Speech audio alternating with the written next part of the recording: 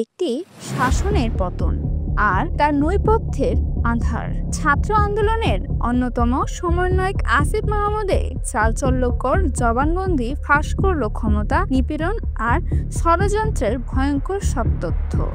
আন্তর্জাতিক অপরাধ ট্রাইব্যুনালে দেওয়া তার লিখিত বয়ানে উপদেষ্টা আসিফ মাহমুদ তুলে ধরেছেন গণ আন্দোলনের শুরুর দিনগুলোর কথা।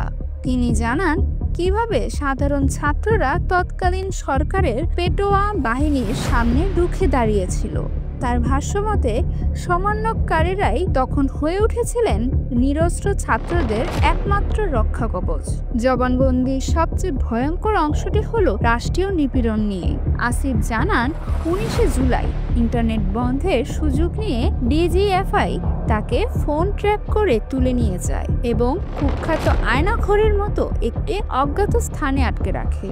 তিনি আরও অভিযোগ করেন র্যাবকে তৎকালীন সরকার একটি রাজনৈতিক অস্ত্রে পরিণত করেছিল, যারা বিচার বহির্ভূত হত্যাকাণ্ড পরিচালনায় সরাসরি জড়িত ছিল। আসিফের জবানবন্দি অনুযায়ী 5ই আগস্ট শেখ হাসিনার পতনের পর রাজনৈতিক পরিস্থিতি দ্রুত বদলাতে থাকে।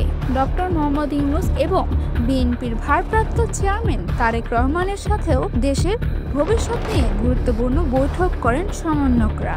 তাদের মূল লক্ষ্য ছিল ক্ষমতাচ্যুত সরকারের বিচার নিশ্চিত করা। সবশেষে আসিফ মাহমুদ তার জবানবন্দিতে শেখ হাসিনার সরকার, তৎকালীন আইন শৃঙ্খলা বাহিনী এবং আওয়ামী লীগকে সাধারণ ছাত্র জনতার উপর চালানো নির্মম নির্যাতন ও হত্যাকাণ্ডের জন্য দায়ী করেন। তিনি এই মানবতা বিরোধী অপরাধের সাথে জড়িত সকলের দৃষ্টান্তমূলক শাস্তি দাবি করেছেন। পলিটেকো নিউজ, আমি তাসমিয়া বিনতে জামান স্নেহা।